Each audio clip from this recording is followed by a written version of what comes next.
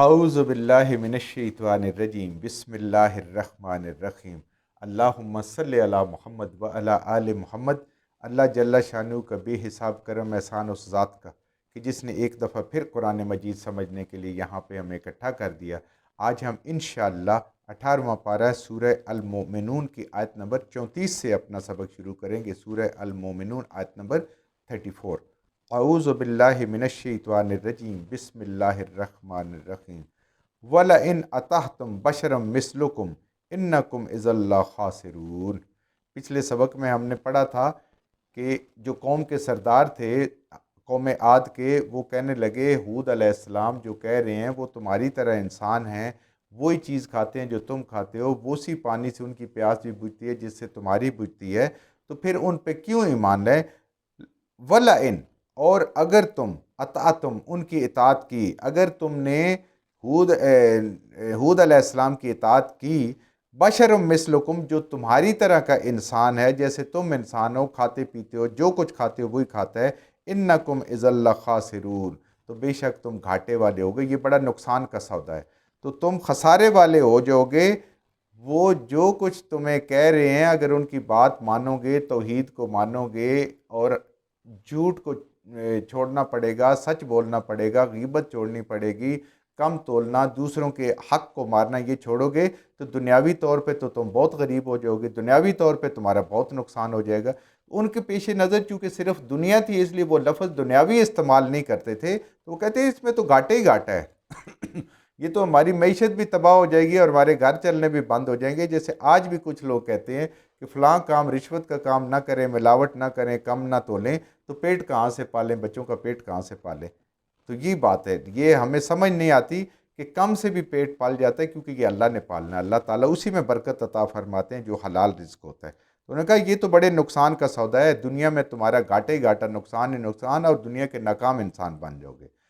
یعدکم، یہ نبی آپ سے وعدہ کرتے ہیں، یعنی یہ وعدہ کرتے ہیں، یہ وعدہ یاد دلاتے ہیں، انکم اذا متم، یہ کہ جب تم مر جاؤ گے، جب تمہیں موت آ جائے گی، وکنتم ترابا، اور تم مٹی ہو جاؤ گے، وعظاما، اور تمہاری ہڈیاں بھی، یعنی تمہارا گوشت، ہڈیاں، سب کچھ اس زمین میں دفن ہونے کے بعد یہ ریزہ ریزہ ہو جائے گا، مٹی کے ذرے بن جائے گا، انکم مخرجون، تو تمہیں دوبارہ اٹھایا جائے گا۔ اللہ تمہیں دوبارہ اٹھائیں گے کہ اس مٹی سے نکال کے دوبارہ پورا مکمل انسان رب کے حضور پیش ہوگا، تمہاری ملاقات ہوگی اپنے رب کے ساتھ اور حساب کتاب ہوگا۔ یہ تمہارے ساتھ یہ وعدہ ہے، یہ اس کو یاد کرواتے ہیں جو پہلی قوموں کے ساتھ بھی تھا اور تمہارے ساتھ بھی ہے۔ تو وہ کیا کہتے ہیں؟ ہی ہاتا، بہت دور ہے، بہت دور ہے، یعنی یہ بات عقل سے ہی بعید ہے، یہ بات عقل سے دور ہے، عقل سے دور ہے، ناقابل یقین ہے، یا بعید از قیاس ہے، یہ تو تصور سے بھی آگے کی بات ہے، ایسا ممکن ہی نہیں ہے۔ لما توعدون، جو یہ وعدہ کر رہے ہیں، جو یہ وعدہ کر رہے ہیں کہ پہلی قوموں کے ساتھ بھی ہے، تمہارے قوموں کے ساتھ ہے، یہ تو ایسا کبھی نہیں ہوا، یہ بات تو انسان کے ماننے والے ہی نہیں ہے، تصور والی ہی نہیں ہے، یہ تو کوئی بات ہی نہ ہوئی۔ ان ہی الا حیاتنا الدنیا، نہیں ہے کچھ مگر یہی دنیا کی زندگی، بس صرف یہ دنیا کی زندگی ہے، اس میں جتنی عیش کر سکتے ہو کر سکتے ہو، جتنا مال بنا سکتے ہو، جو کرنا چاہتے ہو، جہاں تمہارا نفس جس بات سے مطمئن ہوتا ہے وہ کر گزرو، صرف یہ دنیا کی زندگی ہے۔ نموت و نحیا، یہ جینا، یہ مرنا اور یہ پیدا ہونا، یعنی یہ مرنا اور یہ زندگی کا آنا، نئے بچے کا پیدا ہونا، یعنی زندگی کے سوا، اس زندگی کے سوا کچھ نہیں ہے، اور بس یہ ہے کہ کوئی مر رہا ہے اور کوئی ونحیا، اور کوئی جی رہا ہے، کوئی پیدا ہو رہا ہے اور کوئی مر رہا ہے، ونحن بمبعوثین، اور دوبارہ اٹھنے کا کوئی تصور نہیں۔ اگر اٹھنا ہوتا تو ہمارے آباء و اجداد کو مرے ہوئے سینکڑوں سال، ہزاروں سال ہو گئے، وہ تو آج تک نہیں آئے، ہم کہاں سے آ جائیں؟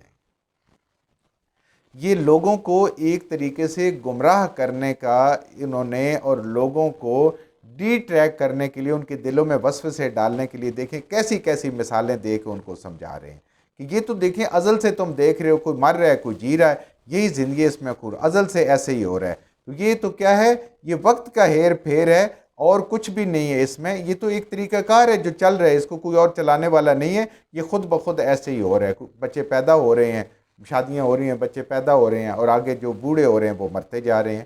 یہ تو کوئی ایسی بات نہیں ہے جو ہمارے لیے نئی بات ہو. البتہ یہ بات ہے ما نحن بمبعوثین، دوبارہ کوئی نہیں آنا، دوبارہ گیا جو آج تک کوئی نہیں آیا، نہ کوئی حساب کتاب ہے. یعنی زندگی بعد از موت ان کے لیے ممکن نہیں ہے. یہ جو بات کر رہے ہیں یہ نہیں ہے، دوسری زندگی ہے ہی نہیں. ان ہوا الا رجلن، یہ ایک مرد ہے، یہ ایک تمہاری طرح کا ایک مرد ہے. نفترا علی اللہ کذبا، جس نے رب کے نام پہ جھوٹ بنا لیا. دیکھیں، اللہ کو مانتے تھے لیکن اللہ کی توحید کو نہیں مانتے تھے. اللہ کے نبی کو، جو اللہ نے نبی مبعوث کیا ہوا تھا، اس کو نہیں مانتے تھے، اس کی تعلیم کو نہیں مانتے تھے. آج بھی دیکھیں، لوگ اللہ کو مانتے ہیں لیکن جب شرک کی بات آتی ہے تو پھر اس سے نہیں بچتے، پھر اللہ کی توحید پہ وہ کامل ایمان نہیں ہے، قرآن پہ وہ کامل ایمان نہیں ہے، اور نہ ہی اس کو رہبر اور ہادی سمجھ کے اس کو پڑھنے اور سمجھنے کی کوشش کرتے ہیں. یہ بہت بڑا المیہ ہے. تو پھر انسان کے یہی عقائد ہو جاتے ہیں اور یہی سوچیں شیطان کے اندر، انسان کے اندر شیطان ڈال دیتا ہے. تو انہوں نے کہا یہ تو ایک مرد ہے تمہاری طرح جو اللہ کے نام کا تمہارے اوپر جھوٹ بول رہا ہے. تو فکر کی کوئی بات نہیں، جو گیا بس گیا. اس لیے ادھر جو کچھ کر سکتے ہو، جتنا کما سکتے ہو، کھا سکتے ہو، عیاشی کر سکتے ہو، وہ خوب کر لو. یہ اللہ کے نام پہ جھوٹ بول رہا ہے. وَمَا نَحْنُ لَهُ بِمُؤْمِنِينَ، ہم اس کی بات کی تصدیق کرنے والے نہیں ہیں، ہم اس کی بات کو ماننے والے نہیں ہیں، ہم اس پر ایمان لانے والے نہیں ہیں. جو کچھ کر رہے ہیں ہم بالکل ٹھیک ہیں، ہم حق پر ہیں اور سچ پر ہیں. اور نعوذ باللہ یہ اللہ کے نبی غلط ہیں، یہ بھی تمہاری طرح کے انسان ہے، بس یہ بے کی باتیں کر رہے ہیں. یہ ساری باتیں سننے کے بعد پھر اللہ کے نبی نے، حضرت ہود علیہ السلام نے اللہ سے دعا کی. قال رب انصرنی بما کذبون، دعا کی اپنے رب سے. کہا حضرت ہود علیہ السلام نے، رب انصرنی، اے میرے رب بدلہ لے، میری نصرت فرما.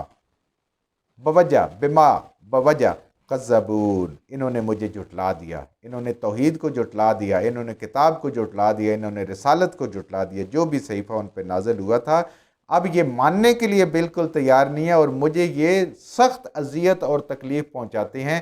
اے میرے رب میری مدد فرما، اور میرا بدلہ تو ہی لے سکتا ہے، میں تو نہیں لے سکتا. قال اما قلیل، اللہ پاک وہ ذات ہے، انسان دعا کرتا ہے فوراً سنی جاتی ہے، لیکن ملتی اس کو اسی وقت ہے جب میرا رب چاہتا ہے، اور اس کی حکمت ہوتی ہے، اور وہ بہترین وقت ہوتا ہے.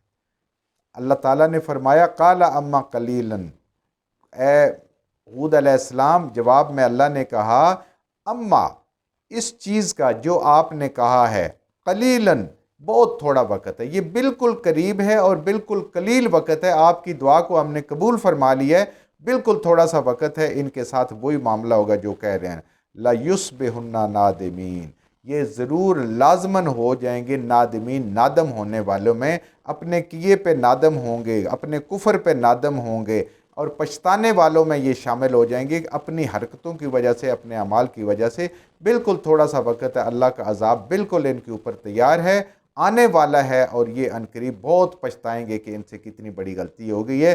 لیکن اس پچھتانے کا اب کوئی فائدہ نہیں ہوگا کیونکہ وقت گزر چکا ہے.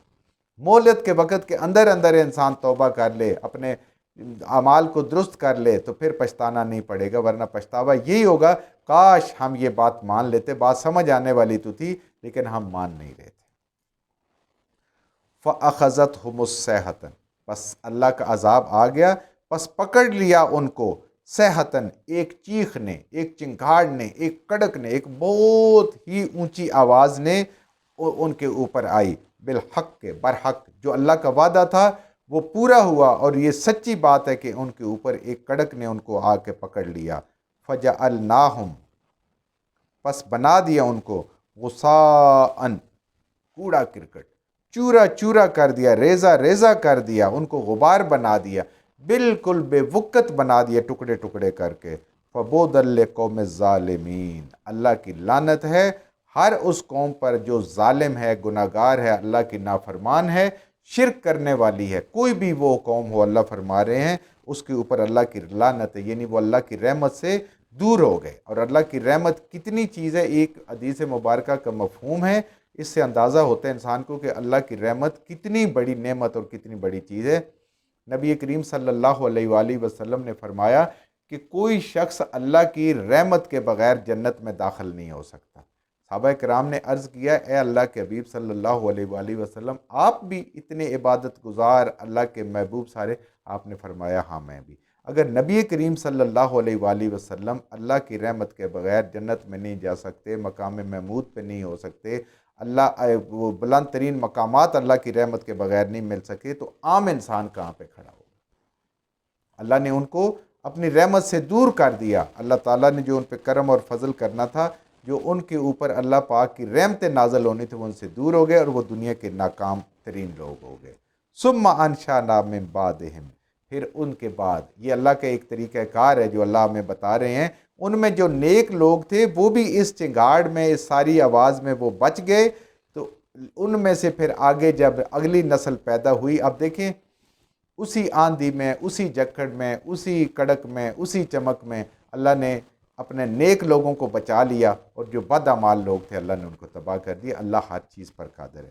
پھر اللہ کہتے ہیں اس میں سے ہم نے پیدا کیا من بعد ان کے قرون اور قوم، یعنی صالح علیہ السلام کی قوم، لوط علیہ السلام کی قوم، شعیب علیہ السلام کی قوم، آخرین دوبارہ ہم نے اور ایک قوم کو پیدا کر دیا، ایک اور قوم بنا دی، پھر اس کے اندر اللہ پاک نے نبی بھیجے۔ ما تسبق من امت اجلہا وما یستاخرون، اللہ پاک نے ہر ایک کی مہلت کا ایک وقت مقرر کیا۔ جیسے انفرادی زندگی ہے، یہ مہلت کا وقت ہے، ایسے ہی قوموں کی مہلت کا وقت مقرر ہے۔ جیسے ہم قرآن میں پڑھتے ہیں کہ بنی اسرائیل کو اللہ پاک نے 2000 سال مہلت دی۔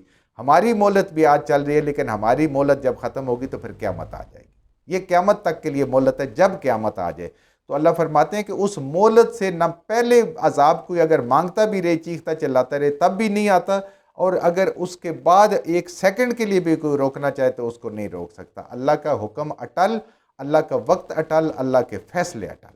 جو کچھ ہم نے صحیح پڑھا اللہ ہمارے ذہنوں میں، دلوں میں بٹھا دے، جہاں جہاں پڑھتے ہوئے بولتے ہیں ہم سے غلطیاں ہوئی اللہ میں معاف فرما دے، اور ان غلط باتوں کو ہمارے ذہنوں سے، دلوں سے اللہ کی ذات